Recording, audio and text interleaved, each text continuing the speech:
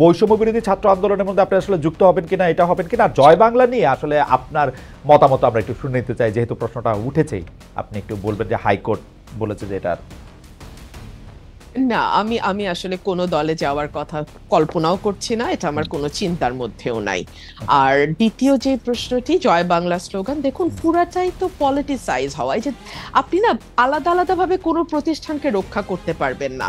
আপনি যখন সকল কিছুকে একত্র করবেন একটি বিশেষ লক্ষ্যে, তখন আপনি পিসমিল বেসিস, আচ্ছা জুডিশিয়ারিটা ঠিক রাখি, কিংবা আচ্ছা থাক আমি প্রশাসনটাকে ঠিক রাখি, ইট ইজ ইম্পসিবল খালেদ ভাই।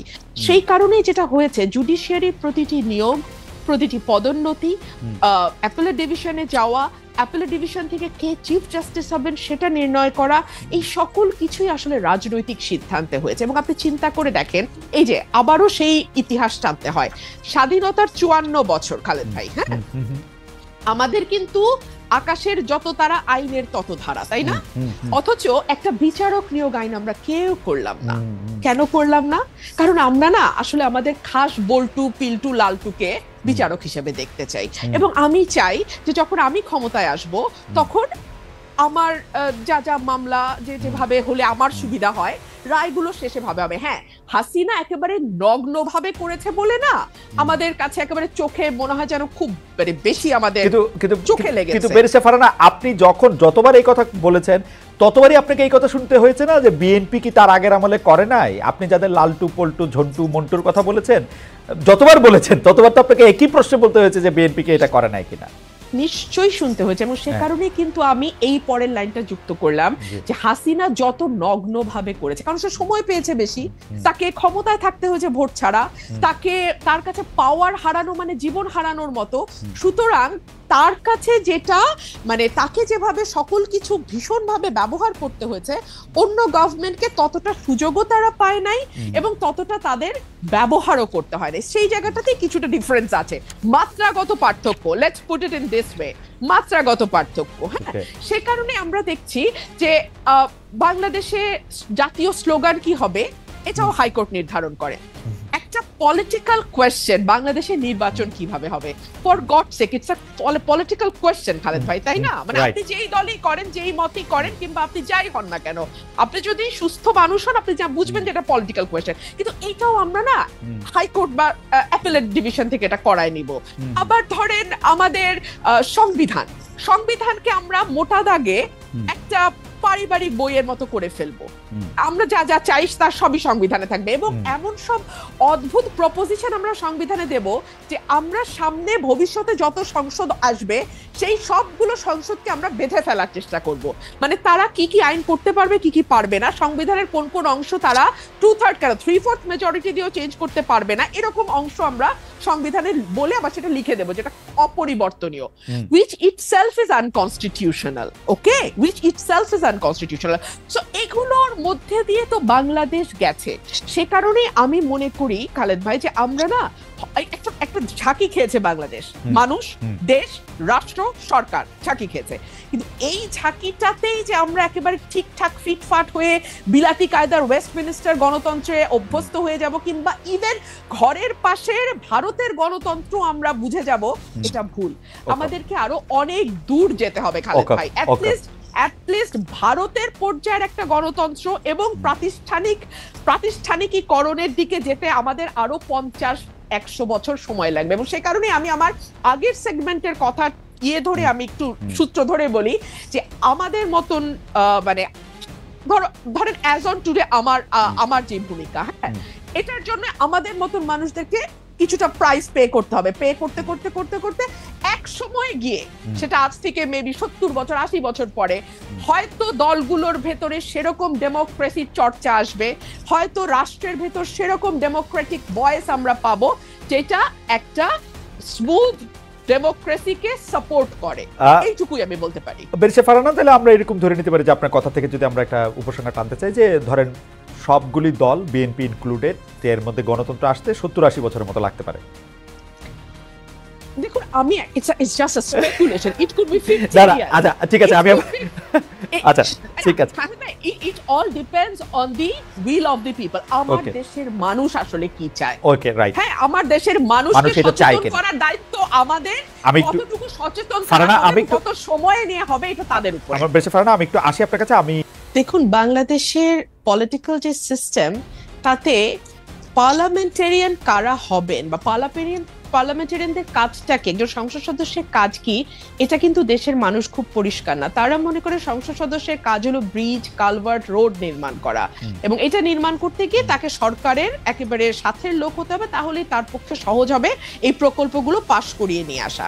এবং যারা সংসদ সদস্য হন তারাও বিশ্বাস করেন তাদের কাজ হলো এই ব্রিজ, রোড, কালভার্ট নির্মাণ করা, এবং এই নির্মাণ থেকে 10%, 15%, 20% তাদের পকেটে নেওয়া। এটা হচ্ছে একটা মিউচুয়াল আনরিটেন এগ্রিমেন্টের মতন, হ্যাঁ, জেন্টলম্যান এগ্রিমেন্ট। কিন্তু আসলে তো একজন সংসদ সদস্যের কাজ সেটা নয়।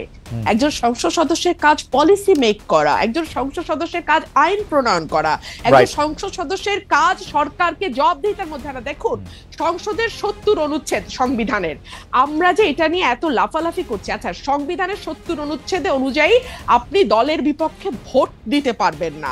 আপনি কি 54 বছরে দলের সমালোচনা করে কোন সংসদ সদস্যকে সংসদে দাঁড়িয়ে বক্তব্য দিতে শুনেছেন?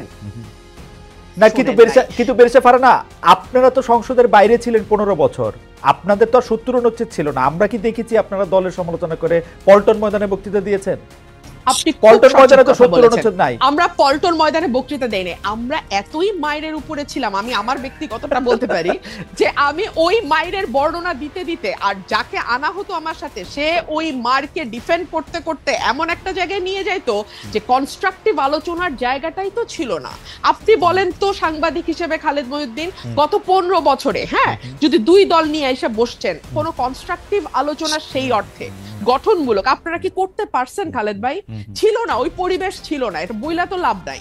তো এখনই বা কত গঠনমূলক আলোচনা হয়, এই প্রশ্নও তো আমি বলতে পারি। আমি তো তবু কিছু কথা বলি ভাই, হ্যাঁ, এর বাইরে তো আমি আর কাউরে কোনো কথাও বলতে শুনি না। এই অভ্যুত্থানটা হইছে এক পালের জায়গায় আরেক, বিষয়টা তো তা না রে ভাই। রাইট, মেরিসা ফারহানা, আপনি যদি ওইটা একটু বলতেন যে শেখ হাসিনা যে অডিওতে বক্তব্য দিতেছেন প্রবাসী বিভিন্ন জায়গায়, ওইটা দিয়ে যদি একটু মন্তব্য করতেন। জি হ্যাঁ, ওইটা নিয়ে আমার মন্তব্য খুব পরিষ্কার। আমরা শুরুতেই শুনলাম যে শেখ হাসিনা দেশ থেকে পালিয়ে গেছে। পালাতে দিল কারা? এক, কেন তাকে, আমি জানি সেনাবাহিনীর সাহায্য নিয়ে তিনি বিমানে করে পালিয়ে গেছেন দেশ থেকে। সেনাবাহিনী তাকে তার হেফাজতে নিতে পারতো কিনা এই প্রশ্ন আমি রাখি, কারণ তিনি তো আসলে প্রত্যক্ষ এবং পরোক্ষভাবে 2000 হত্যাকাণ্ড, 25,000 মানে কি বলে অ্যাসল্ট, এবং প্রায় 1,500 মানুষের চোখ হারানোর সঙ্গে সম্পৃক্ত, তাই না? দুর্নীতি সরিয়ে রাখি। 2 হলো 800 সামথিং এর একটা তালিকা নাকি ছিল সেনাবাহিনীর কাছে যারা তাদের হেফাজতে ছিল। সেই তালিকায় কাদের নাম ছিল এখন পর্যন্ত আমরা জানি না। তারা দেশ থেকে পালালো কি করে বা আদৌ পালিয়েছে কিনা তাও আমরা জানি না। আচ্ছা, আমরা অল্প কিছু লোককে বিচারের আওতায় আনতে দেখলাম, এবং ফর এক্সাম্পল সালমান এফ রহমানের বিরুদ্ধে খুনের মামলা। আরে যার বিরুদ্ধে আপনি শেয়ার কেলেঙ্কারি নিয়ে কিংবা ব্যাংক লোপাট নিয়ে বা এস আলমের বিরুদ্ধে ব্যাংক খাওয়া নিয়ে মামলা করতে পারেন, তাদের বিরুদ্ধে আপনি 302-তে গেলেন। মানে যার যেদিকে যাওয়ার কথা না তারটা সেদিকে গেলেন। এতে হয় কি, মামলার মেরিট কমে যায়, জনগণের বিশ্বাস কমে যায়, এবং last but not the least, মানুষ মনে করে ও ওরা তো এখন পাওয়ারে নাই, এখন সব ওদের বিরুদ্ধে ভালো মামলা হবে। আবার যখন ওরা পাওয়ারে আসবে তখন এগুলো সব ভালো মামলা হিসেবে বাতিল হয়ে যাবে। এবং কালচারের মধ্যে আমরা চলতেছি। এবং এখন তো ন্যারেটিভ আরো পাল্টে গেছে যে শেখ হাসিনা আসলে বিদেশে পালায় যান নাই, জানো নাই, তাকে জোর করে তাকে একটি বিমানে উঠিয়ে দেওয়া হয়েছে এবং সেখান থেকে জোর করে তাকে মানে বাইর করে দেওয়া হয়েছে, যেটা আসলে প্র্যাকটিক্যালি ইম্পসিবল। শেখ হাসিনা প্রধানমন্ত্রী থাকা অবস্থায় তিনি যদি চাইতেন তার গায়ে স্পর্শ করার আগে এসএসএফ এর অনেক জায়গাগুলি পার হয়ে অনেকগুলিটা হইতে তিনি পালায় গেছেন, সেইটাই ঠিক। বাট নেগেটিভ এখন পাল্টানো হয়েছে। আমরা একটু মান্নাবের কাছ থেকে একটু জানতে চাইবো। আমাদের একজন দর্শক এইবার আমাকে প্রশ্ন করেছেন, এবার আমাকে এখন প্রতিষ্ঠানগুলো কি করেছে। আমি এটা জয় বলতে চাই, কোনো কিছু ধ্বংস করতে আসলে যত সহজে সম্ভব সেগুলিকে গড়ে তোলা বা সেগুলিকে শুশ্রূষা করা আসলে সম্ভব না। আপনি একজন কুস্তিগির বা একজন মুষ্টিযুদ্ধকে মেরে মেরে আধমরা বা কোমায় নিয়ে যাওয়ার পরের দিন একদিনেই তিনি আবার সুস্থ হয়ে ফাইট করতে থাকবেন, ব্যাপারটা এরকম কখনোই হয় না। প্রতিষ্ঠানগুলি এখন কি করছে সেটার ক্ষেত্রে হচ্ছে আমার জবাব, প্রতিষ্ঠানগুলি শেখ হাসিনার 15 বছরের প্রতিষ্ঠান ধ্বংসের ফলে, এটা আমার মতামত, বাংলাদেশকে 35 বছর ভুগতে হবে ধ্বংসমাত্র একটা প্রতিষ্ঠান নিয়ে। এটা এর চেয়ে একটু কম হতে পারে। ভারতে উনি আছেন, ভারত সরকারের সমর্থন নিয়ে উনি যে কোনো সময় টুপ করে এসে খুব করে ক্ষমতা নিয়ে নেবেন, আপনার এরকম মানে মানে এই বয়ানটা আপনার কাছে কিরকম লাগে? মানে এটা খুবই অস্বাভাবিক, এটা হবার কোনো সুযোগ নেই, ভারতও এটা খুব ভালোই বোঝে। কিন্তু ভারতের যে বিষয়টার সমস্যা হচ্ছে সেটা হচ্ছে যে শেখ হাসিনা একটা কথা কিন্তু বলে ফেলেছিলেন, ভারতকে আমি যা দিয়েছি সেটা তারা আজীবন মনে রাখবে। এবং সত্যি আমরা এমন কিছু নেই যেটা ভারত চেয়েছে এবং পায়নি, কিংবা এমন কিছু যেটা ভারতের জন্য কল্যাণকর কিন্তু হয়তো মুখ ফুটে ভারত চাইতে পারেনি, সেটাও শেখ হাসিনা দিয়েছে।